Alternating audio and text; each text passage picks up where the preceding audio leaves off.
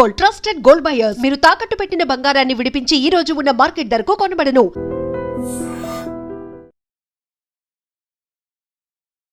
నమస్కారం, welcome to I dream. ధర్మ మార్గం విత్ విజిత కార్యక్రమానికి స్వాగతం.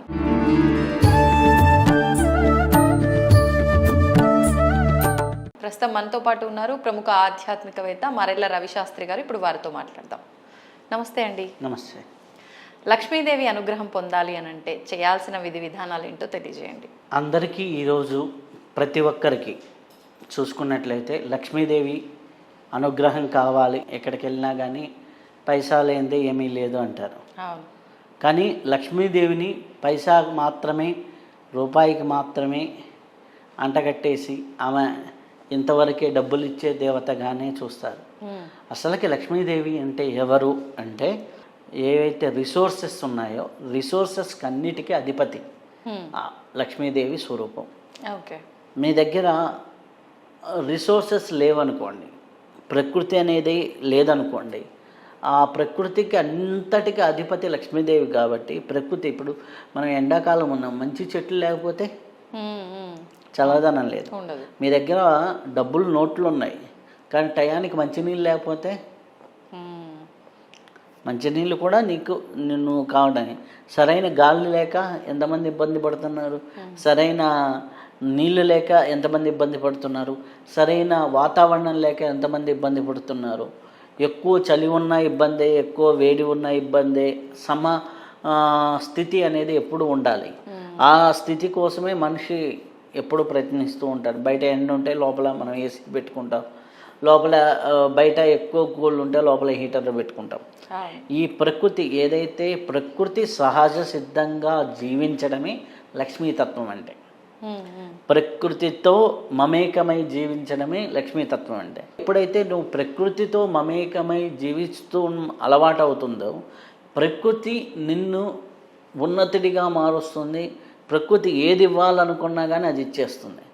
దీనికి సింపుల్గా మా గురువుగారు ఒకటి చెప్పేవాడు, ప్రకృతి ఇవ్వాలనుకుంటే నిన్ను కోటీశ్వరుడు చేయాలంటే ఎంతసేపు రా, ఇంత భూమిలో ఎంతమందికి ఎన్ని డైమండ్స్ ఇస్తుంది. ఒక డైమండ్ నీ రోడ్డు మీద పోతుంటే గాల్లో లేచి వచ్చింది అనుకోండి, దాంతోనే నీ జీవితం మారిపోతుంది.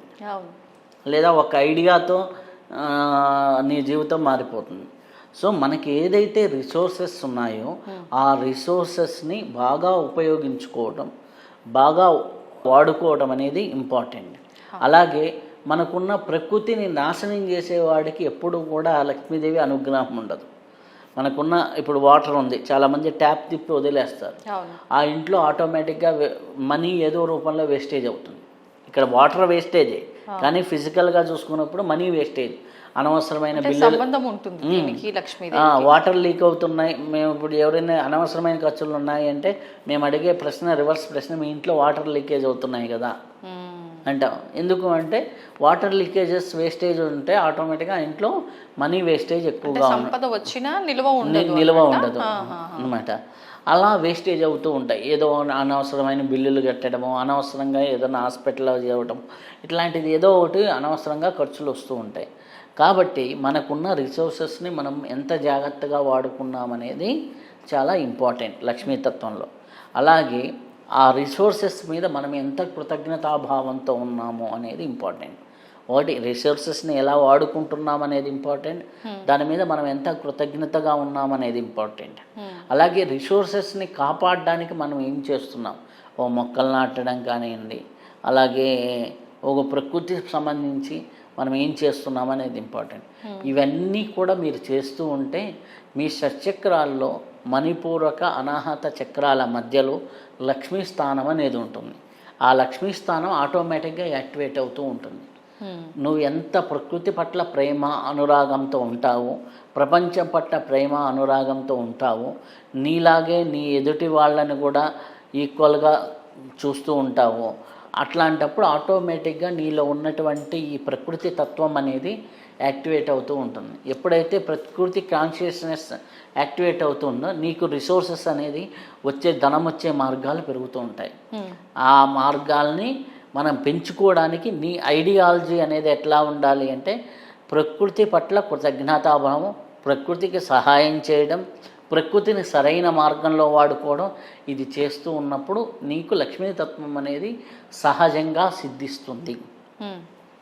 ఎప్పుడైతే అది సహజంగా సిద్ధించిందో, ఆ సిద్ధత్వం అనేది వచ్చిందో, అప్పుడు నువ్వు దాన్ని ఏ విధంగా మనీ రూపమా, ఒక వస్తు రూపమా, లేకపోతే ఇంకో ఏ రూపంలో కావాలంటే ఆ రూపంలో మ్యానుఫ్యాక్చరేషన్ చేసుకోవచ్చు. అయితే దీనికి కరెక్ట్గా మంత్రశాస్త్రం ప్రకారం చెప్పాలి అంటే లక్ష్మీతత్వానికి శ్రీం బీజం ఉంటుంది.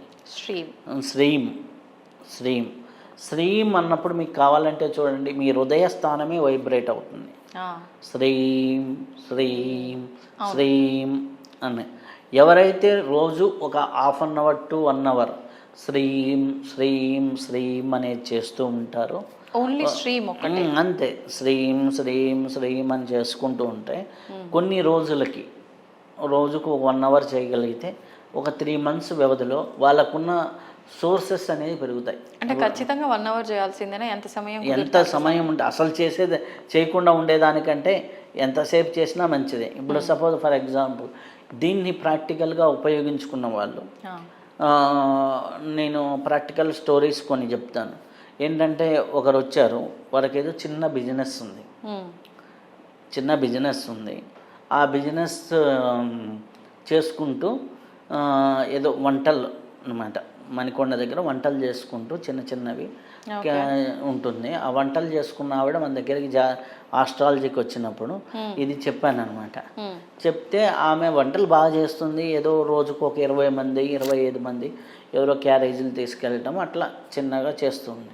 ఒక అబ్బాయి సాఫ్ట్వేర్ ఇంజనీరు, ఆ అబ్బాయి వచ్చి చూస్తూ ఈమె బాగా ప్రాక్టీస్ చేస్తుంటే బాగా టేస్ట్గా ఫుడ్లు ఉన్నాయి, మీరు ఎందుకు జొమాటోలో పెట్టకూడదు, ఎందుకు ఇట్లా పెట్టకూడదు అనేసి అంటే, నాకు అది తెలియదు నాన్న, నేను చదువుకోలేదంటే ఆ అబ్బాయి క్రియేట్ చేసి ఇచ్చాడు. 20 మందికి పెట్టే ఫుడ్ కాస్త ఈరోజు ప్రతి మధ్యాహ్నానికి ఆవిడ 400 to 500 మెంబర్స్కి సర్వ్, అంటే క్యారేజ్ రూపంలో. మళ్ళీ ఆమెకు హోటల్ ఏం లేదు, స్విగ్గీ జొమాటో ఇట్లాంటి వాటిల ద్వారా బాగా తీసుకెళ్తూ ఉంది అనమాట. క్రేజ్ అయింది. ఆమె ఎట్లా అంటే, నేను మామూలుగా చెప్పేటప్పుడు చెప్పాను అనమాట, ఈ బీజాక్షరం నువ్వు ఒక 12 లక్షలు చేస్తే నీకేం లేదు, హ్యాపీగా అయిపోతుంది. 12 లక్షలు కాదు, ఆమె ఎంత చేసింది అంటే 1 year కాలంలో దాదాపులో 45 lakhs పైన చేసింది. ఎలా తెలుసా ఆవిడ అంటే, 1 గంట సేపు మనం చేసామంటే ఒక 5,000 ఈజీగా అయిపోతాయి, 5-6 వేలు బాగా అవుతాయి. 5-6 వేలు ఈజీగా చేస్తూ వెళ్ళిపోతుంటే ఆటోమేటిక్గా ఆమె ఏంది, ఉదయాన్నే 6 గంటలకు వచ్చి మధ్యాహ్నం వరకు వంట అంతా అయిపోయి 2:30-3 క్లోజ్, సాయంత్రం 4 గంటల నుంచి రోజు చేయటం అనమాట. అలా చేస్తూ ఇప్పుడు రోజుకు 3 hours చేయటం మొదలుపెట్టింది. ఇప్పుడేంది కొత్తగా ఏమని చెప్పిందంటే, మొన్న రీసెంట్గా వచ్చినప్పుడు, సార్ పని ఎవరైనా చేస్తారు సార్, నేను మంత్రం చేసుకుంటుంటే పని ఈజీగా అయిపోతుంటుంది అనేసి పని వాళ్ళని సెట్ చేసుకొని వంటకి ఇట్లా ఈ పైన మానిటరింగ్ చూసుకుంటూ ఈ మంత్ర జపం చేసుకుంటూ కూర్చుంది. అమ్మ ఇట్లా చేసావనుకో నువ్వు ఒక రోజుకు మాతాజీ అయిపోతావు అని చెప్పాను అనమాట. రోజుకి ఆమె ఎట్లా అంటే ఇప్పుడు 21,000 ఒక రోజులో అలా సాధన మినిమం 3 to 4 hours కూర్చుంటుంది. ఆమెకు అది దాంట్లో ఆ కిక్కు తెలిసింది, ఆ కిక్కు తెలిసింది దాంట్లో. అంటే ఆ మంత్రంలో పవర్, ఆ సిద్ధత్వం తెలిసింది. దానివల్ల ఆకర్షణ పెరుగుతుంది, వనరులు పెరుగుతాయి అనమాట. ఇది ఎవరికైనా అట్లా, నేను కొంతమంది కిరాణా వ్యాపారం చేసుకునే వాళ్ళకి, లేకపోతే చిన్న ఒక టైలరింగ్ చేసుకునే ఆవిడకి చెప్పారు. ఆవిడ అలానే చేసింది. అలా కొన్ని నియమాలు పాటిస్తూ అది కానీ చేస్తే మటుకు హ్యాపీగా, అద్భుతంగా, చాలా సూపర్గా పనిచేస్తూ ఉంటుంది. అంటే సింపుల్ మంత్రం.